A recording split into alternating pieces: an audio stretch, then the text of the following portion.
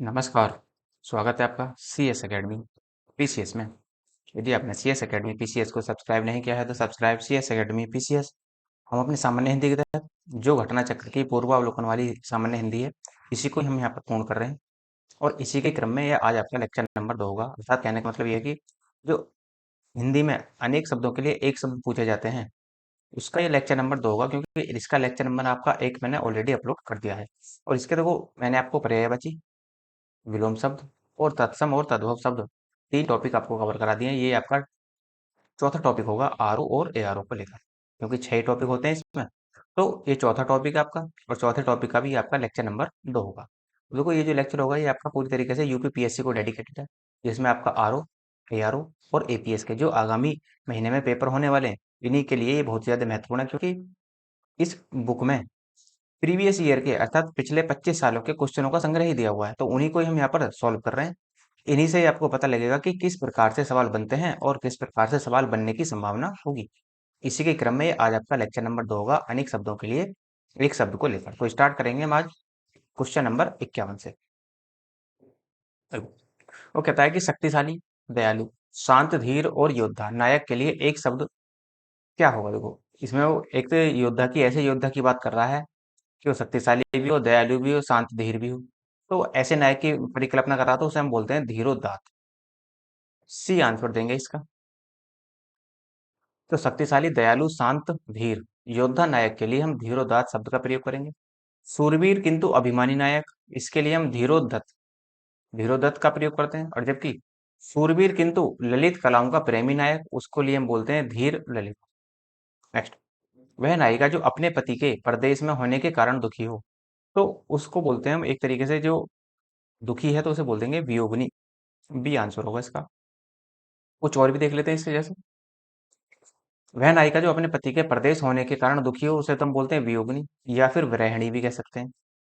या और भी देख सकते हैं इसमें। जैसे वह स्त्री जिसका पति विदेश चला गया हो, उसके लिए एक शब्द का प्रयोग करते हैं हम प्रेषित पति का। विरह में जलने वाली स्त्री या दुख में जलने वाली स्त्री को बोलते हैं विरह विदिक्ता।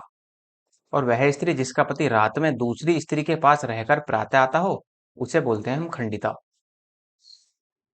नेक्स्ट, खाद्य सामग्री जो यात्रा के समय रास्ते में उपभोग के लिए दी जाती है, उसे बोलते हैं पाथे। सी आंसर होगा इसका। तो खाद्य सामग्री जो यात्रा के समय रास्ते में उपभोग के लिए दी जाती है, उसे पाथेय कहा जाता है। और स्वल्पाहार का अर्थ, जो स्व अल्पाहार का जो अर्थ होता है, वो स्वयं के लिए वह आहार जो थोड़ा या कम हो। और उपहार एवं पथ्य अन्य अर्थ प्रकट करते हैं। नेक्स्ट है आधी रात का समय। आधी रात का समय होता है निशीथ, तो आधी रात के समय को हम निशीथ कहेंगे। सरवरी, विभावरी तथा निशा, ये तीनों के तीनों ही क्या है, रात के पर्यायवाची होंगे। नेक्स्ट है जिसके पास कुछ भी ना हो तो उसे अकिंचन बोलते हैं, है किंचन। ए आंसर आपका। जिसके पास कुछ ना हो उसे के लिए अकिंचन बोलेंगे। और किंचित का जो अर्थ होता है कुछ अथवा थोड़ा होता है, जबकि आकुंचन का जो अर्थ होता है वो सिमटना होता है। और अलभ्य उसे कहते हैं जिसे प्राप्त न किया जा सके। नेक्स्ट, जिसके पास कुछ ना हो उसके लिए उपयुक्त शब्द क्या होगा। देखो, जिसके पास कुछ ना हो उसको बोलते हैं अकिंचन। B answer. जिसके पास कुछ ना हो फिर से वही अकिंचन ही कहेंगे। बी आंसर लगेगा इसका भी। जिसे बुलाया न गया हो उसके लिए हम एक शब्द का जो प्रयोग करते हैं उसे बोलते हैं अनाहूत। जिसे बुलाया न गया हो उसे अनाहूत की संज्ञा दी जाती है। नेक्स्ट, नेक्स्ट है मोक्ष की इच्छा रखने वाला। उसके लिए एक शब्द का हम प्रयोग करेंगे, उसको बोलते हैं मुमुक्षु। ध्यान रखना, बर्तनी भी आपको ध्यान रखनी है। तीनों ही जो आपके बनेंगे वो आपके एक तरीके से बड़े ही से बनते हैं, और बड़े ऊ की ही मात्रा लगती है इसमें। तो मोक्ष की इच्छा रखने वाले को मुमुक्षु कहते हैं। योग करने वाले को योगी कहते हैं। तप में लीन रहने वाले को तपस्वी कहते हैं। और काम से मुक्ति वाले व्यक्ति को मुक्ति कामी कहते हैं। नेक्स्ट, मोक्ष की कामना करने वाले को हम क्या कहेंगे।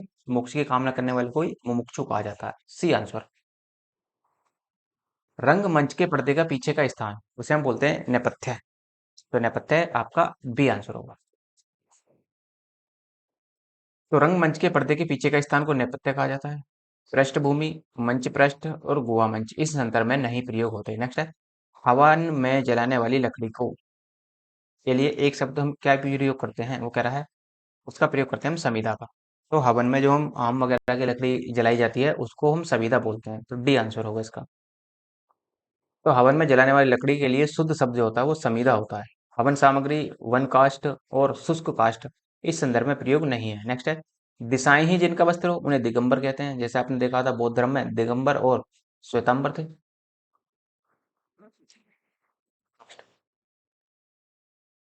जो इसका होगा आपका दिगंबर। अच्छा देखो, जो बौद्ध धर्म में जो होते हैं वो उसमें वो ये बौद्ध धर्म के नहीं है, ये जैन धर्म में होते हैं दिगंबर और श्वेतांबर। जो श्वेत वस्त्र पहनते हैं वो आपके श्वेतांबर कहलाए, और जो दिगंबर होते हैं जो नग्न रहते हैं वो आपके दिगंबर कहलाते हैं। ये जैन धर्म में होते हैं, बौद्ध धर्म में नहीं।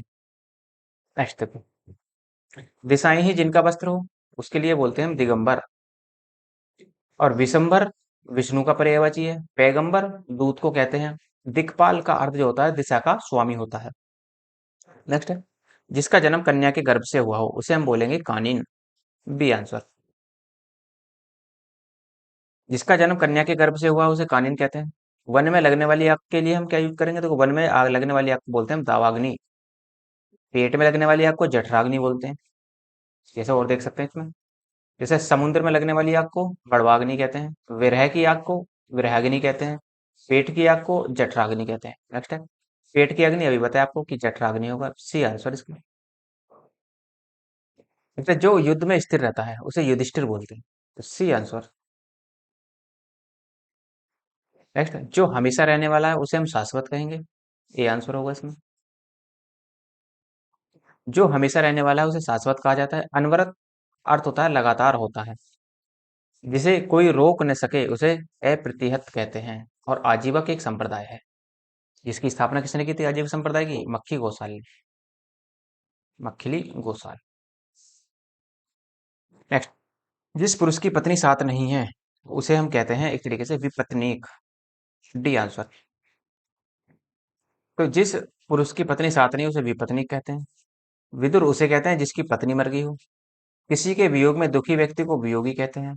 जिसकी पत्नी न हो उसे अपत्नीक कहते हैं। नेक्स्ट, जिस पेड़ के पत्ते झड़ गए हों उसे हम क्या कहेंगे? तो उसे बोलते हैं अपत।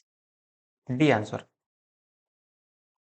तो जिस पेड़ के पत्ते झड़ गए हैं उसे अपत कहा जाता है। यद्यपि इसके लिए पत्रहीन भी शब्द का प्रयोग किया जा सकता है, किंतु सर्वाधिक उपयुक्त शब्द जो होता है वो अपत ही होता है। और गिरा हुआ पत्ता उसे प्रपर्ण कहेंगे। नेक्स्ट, तैरने की इच्छा रखने वाले को हम तितीर्षा कहते हैं। बी आंसर होगा। हाथी की पीठ पर रखा जाने वाला आसन या हौदा उसे आसन को बोलते हैं हम हौदा। हाथी की पीठ पर जो रखा जाता है उसे हौदा कहते हैं। देखो, घोड़े की पीठ पर रखे जाने वाली गद्दी को हम जीन कहते हैं। घोड़े आदि की पीठ पर कसने की जीन को हम क्या कहते हैं? काठी। तथा लोहे के जाल का बना हुआ कवच जिसे युद्ध के समय पहना जाता है उसे बख्तर या बख्तर कहते हैं। जो प्रमाण से सिद्ध न हो सके उसे हम अप्रमेय कहेंगे। B answer. तो जो प्रमाण से सिद्ध ना हो सके उसे अप्रमेय कहते हैं। जिसे प्रमाणों से सिद्ध ना किया गया हो उसे अप्रमाणित कहते हैं। जबकि जो मापा न जा सके उसके लिए अपरिमेय प्रयोग करते हैं, और अपरिमित दोनों ही प्रयोग कर सकते हैं। डॉक्टर हरदेव बहारी के हिंदी शब्दकोश में अप्रमेय शब्द का प्रयोग जिसे मापा न जा सके के लिए किया गया है। और अनप्रमाणित में व्याकरणिक दृष्टि से दोहरे अन और अ उपसर्ग का प्रयोग होता है। Right? जिसे प्रमाण द्वारा सिद्ध नहीं किया जा सके उसे हम क्या कहेंगे? उसे बोलेंगे अप्रमेय। C answer. उपनिवेश से संबंध हो जिसका उसके लिए बोलते हैं हम औपनिवेशिक। तो औपनिवेशिक आपका बी आंसर इसमें। नेक्स्ट है, उपनिवेश के संबंध में जिसका उपनिवेश से संबंध हो जिसका उसके लिए हम बोलते हैं औपनिवेशिक। और जिसका संबंध उपन्यास से हो उसे हम औपन्यासिक कहते हैं। और उपनिवेश का अपने अधीन रखने का सिद्धांत उपनिवेशवाद कहलाता है। इनमें से एक के लिए प्रयोज्य शब्द है, तो प्रयोज्य शब्द कौन सा है? अर्थात असूर्यपस्या। तो इसके लिए बोलते हैं वह स्त्री जो सूर्य भी न देख सके, उसके लिए प्रयोग होता है असूर्यपस्या। तो आप इसमें देख सकते हैं, वह स्थान जहाँ सूर्य न दिखाए तो ये भी नहीं होगा। वह स्थान जहाँ सूर्य का प्रखर प्रकाश बड़ा कष्टकारी होता है, ये भी नहीं होगा। जिसको सूर्य भी न देख सके, ये भी नहीं। रनिवास में कड़े पर्दे के पीछे रहने वाली स्त्री। D answer. तो यह शब्द जो है ये पर्दे में रहने वाली उस स्त्री के लिए प्रयुक्त होता है जो पर्दे के कारण सूर्य के दर्शन नहीं कर पाती। नेक्स्ट, जो स्त्री सूर्य भी ना देख सके, फिर से वही असूर्यपस्या। और असूर्यम पस्या भी हो सकता है। दोनों ही आपके आंसर ठीक होंगे। B answer. उत्तराधिकार में प्राप्त संपत्ति को रिक्त कहते हैं। ए आंसर इसका। तो उत्तराधिकार में प्राप्त संपत्ति के लिए जो हम शब्द का प्रयोग करते हैं वो रिक्त का करते हैं। जो वस्तु दूसरे के यहाँ रखी हो उसे धरोहर कहते हैं। किसी के मरने के पूर्व उसके द्वारा किसी अपनी संपत्ति का वारिस घोषित करना उसे वसीयत कहते हैं। नेक्स्ट आपका, किसी के पास रखी हुई दूसरे की वस्तु उसे हम बोलेंगे एक तरीके से धरोहर। B answer. तो गिरा हुआ पतित होता है, जो गिरा हुआ उसे हम पतित कहेंगे। A answer. नेक्स्ट है, गिरा हुआ के लिए एक शब्द जो होता है वो पतित का प्रयोग होता है। जो जमीन पर गिरा या लुढ़का हुआ हो उसे लुंठित कहेंगे। पृथ्वी पर लेटा हुआ के लिए हम बोलते हैं धराशायी। नेक्स्ट, निम्नलिखित वाक्य खंड में से एक के लिए प्रयुक्त होने वाला शब्द है जैसे स्वयंसेवक। तो स्वयंसेवक कौन होते हैं? स्वयंसेवक वे होते हैं जो अपनी इच्छा से दूसरों की सेवा करते हैं, अर्थात सबकी सेवा करने वाला नहीं, स्वयं की सेवा करने वाला नहीं, अपनी इच्छा से दूसरों की सेवा करने वाला। सी आंसर होगा इसका। बिना वेतन के काम करने वाले को हम अवैतनिक कहते हैं। और नेक्स्ट क्वेश्चन है आपका, अपना उद्देश्य पूर्ण होने पर संतुष्ट व्यक्ति को हम क्या कहेंगे? तो जो अपना उद्देश्य पूर्ण होने पर कृतार्थ बोलते हैं उसको। डी आंसर होगा इसका। अपना उद्देश्य पूर्ण होने पर संतुष्ट व्यक्ति को कृतार्थ कहते हैं। किए हुए उपकार को मानने वाले को कृतज्ञ कहते हैं, या आभार भी कह सकते हैं, या सॉरी आभार मानने वाले को आभारी कहते हैं। नेक्स्ट, नियम विरुद्ध असामाजिक कार्य करने वाले की सूची के लिए एक शब्द क्या होगा? जो नियम विरुद्ध कार्य करते हैं उनके लिए काली सूची बनती है, ब्लैक लिस्ट। B answer. नियम विरुद्ध असामाजिक कार्य करने वालों की सूची के लिए एक शब्द काली सूची का प्रयोग करते हैं। वैध कार्य न करने वालों की सूची को अवैध सूची कहते हैं। और नियम के अनुरूप एवं सामाजिक कार्य करने वाले की सूची को श्वेत सूची कहते हैं। नेक्स्ट, जिसकी आशा न की गई हो, तो जिसकी आशा न की गई उसे अप्रत्याशित कहते हैं। D answer. तो जिसकी आशा न की गई उसे अप्रत्याशित, जिससे उम्मीद न की जाए उसे ना उम्मीद और उम्मीद कहते हैं। और अग्र सोची उसे कहते हैं जो कहने या होने की बात को पहले से ही सोच लेता है। नेक्स्ट, उपकृत शब्द के लिए सही वाक्यांश क्या है? तो उपकृत शब्द के लिए होता है, देखो, जिस पर उपकार किया गया हो। तो डी आंसर इसका। जिस पर उपकार किया गया हो उसे उपकार कहते हैं। नेक्स्ट है, 100 में से 100। 100 में से 100 का मतलब होता है एक तरीके से 100%। तो सी आंसर इसका। 100 में से 100 के लिए 100% का प्रयोग करते हैं। और 100 का अर्थ जो होता है 100 से है, और शताब्दी 100 वर्षों का समूह होता है। नेक्स्ट, जो बात वर्णन से परे हो उसे हम बोलेंगे वर्णातीत। डी आंसर होगा इसमें। जिसे वाणी द्वारा व्यक्त किया जा सके उसे वर्णनीय कहते हैं। जिसे वाणी द्वारा व्यक्त नहीं किया जा सके उसे अवर्णनीय कहते हैं। जिसका वर्णन किया गया हो उसे वर्णित कहते हैं। नेक्स्ट है, आकाश को चूमने वाले के लिए हम क्या कहेंगे? एक शब्द का प्रयोग करते हैं, आकाश चुंबी। B answer. आकाश को चूमने वाले के लिए आकाश चुंबी, गगन को चूमने वाले के लिए गगन चुंबी, और जहाजों को रात्रि में मार्ग दिखाने वाला प्रकाश स्तंभ जो होता है उसे आकाश दीप कहते हैं। क्षण भर में नष्ट हो जाने वाले के लिए एक शब्द का हम प्रयोग करते हैं, तो क्षण भंगुर बोलते हैं उसको। C answer. नेक्स्ट है, क्षण भर में नष्ट हो जाने वाले के लिए एक शब्द क्षण भंगुर होता है, और क्षण भर के लिए आतुर हो उसे क्षणातुर कहते हैं। जो क्षुधा अर्थात भूख के लिए आतुर हो उसे क्षुधातुर कहते हैं। नेक्स्ट है, जो शब्दों द्वारा व्यक्त न किया जा सके उसे हम बोलेंगे अव्यक्त। ये आंसर होगा इसका।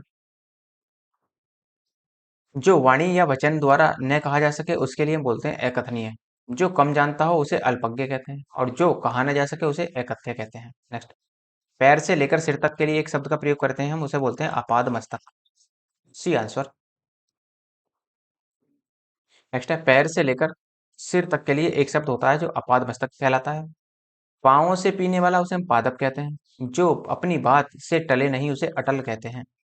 और वह जिसकी अब कामनाएं पूर्ण हो चुकी हैं उसे बोलते हैं आपातकाम। नेक्स्ट, किसी पर विजय पाने की इच्छा रखने वाले के लिए हम क्या एक शब्द का प्रयोग करेंगे? उसे बोलते हैं जिगीषु।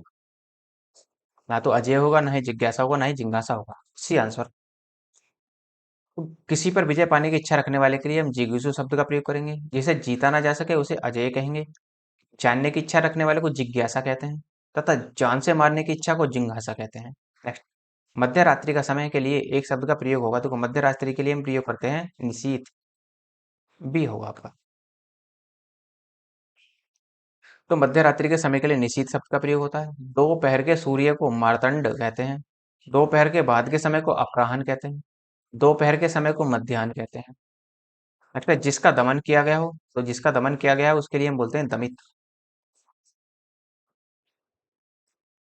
जो दबाया जा सके उसे दमनीय कहते हैं। जो दया करने योग्य है वह दयनीय होता है। दमन करने वाले को दमनशील कहते हैं। नेक्स्ट है, जिस पर उपकार किया गया हो उसे उपकृत कहेंगे। तो बी आंसर इसका।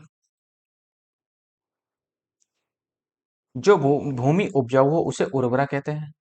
किए गए उपकार को मानने वाले को कृतज्ञ कहते हैं। जो अपना उद्देश्य सिद्ध होने पर संतुष्ट हो जाता है उसे कृतार्थ कहते हैं। नेक्स्ट, तुरंत उत्पन्न होने वाली सूझबूझ के लिए एक शब्द होगा तो उसे बोलते हैं प्रत्युत्पन्न मति। वर्तनी भी आपको ध्यान रखनी है, तो आपका आंसर बी होगा। स्मृति की सहायता से होने वाला ज्ञान उसे बोलते हैं प्रतिभिया ज्ञान। लौट कर आया हुआ उसको प्रत्यागत कहेंगे, तथा लौट कर अपने स्थान पर आना उसे प्रत्यावर्तन कहते हैं। अतिथि सत्कार की भावना के लिए एक शब्द का प्रयोग होगा तो उसे हम बोलते हैं आतिथ्य। A answer. अतिथि सत्कार की भावना आतिथ्य कहलाती है। अतिथि को अभ्यागत कहते हैं। वह जिसके यहाँ अतिथि ठहरा है उसे आतिथेय कहते हैं। अनेक युगों से चले आने वाले के लिए उसे बोलते हैं हम सनातन। आपका आंसर जो बनेगा वो डी बनेगा। जैसे हिंदू धर्म कैसा धर्म है, वो भी सनातन धर्म है क्योंकि वो अनेक युगों से चला आ रहा है। जो उपयुक्त हो उसे समीचीन, तथा जो पुराना हो उसे प्राचीन, और समय बीत जाने के लिए कालांतर कहते हैं। युगों से चले आने वाले के लिए फिर से एक शब्द वही प्रयोग करेंगे हम, सनातन। डी आंसर इसका। जिसे बुढ़ापा न आए उसे हम बोलते हैं एक तरीके से अजर। सी आंसर होगा इसका। तो जिसे बुढ़ापा न आए उसे अजर कहा जाता है। अमर जिसकी मृत्यु न हो, और से शब्द आपके इससे मैच नहीं करते। तो ये तो हो जाता है आपका, देखो 100 आपके लिए अनेक शब्दों के लिए एक शब्द मैंने आपको यहाँ पर पूर्ण करा दिया। और अब यदि आपको देखो रिवीजन के लिए लेक्चर की पीडीएफ की आवश्यकता हो तो आपको डिस्क्रिप्शन में जो है टेलीग्राम का लिंक दिया हुआ है, वहां से आप टेलीग्राम ज्वाइन कर लेना, और वहां से भी आपको पीडीएफ मिल जाएगी। वहां पर ऑलरेडी पर्यायवाची, तत्सम तद्भव और विलोम शब्द तीनों की पीडीएफ पड़ी है। और एक आध दिन में मैं आपको इसकी जो अनेक शब्दों के लिए एक शब्द चल रहा है इसकी भी पीडीएफ आपको वहां पर अपलोड कर दी जाएगी। और यदि आपको कोई भी क्वेरी हो तो कमेंट के माध्यम से बता सकते हैं। कमेंट नहीं करना चाहते तो आप मेल के माध्यम से बता सकते हैं, तो वहाँ भी आपकी समस्या का समाधान कर दिया जाएगा। और यदि आपको किसी भी प्रकार के नोट्स की आवश्यकता हो, जैसे RO, BO, UPPCS, UGC net में ओनली हिस्ट्री और हिंदी के नोट्स की आवश्यकता हो तो आप मेल के माध्यम से बता सकते हैं, तो वहाँ भी आपको पीडीएफ सेंड कर दी जाएगी। और यदि आपको लगता है लेक्चर अच्छा है तो लाइक कीजिए, शेयर कीजिए, सब्सक्राइब करना ना भूलें। धन्यवाद।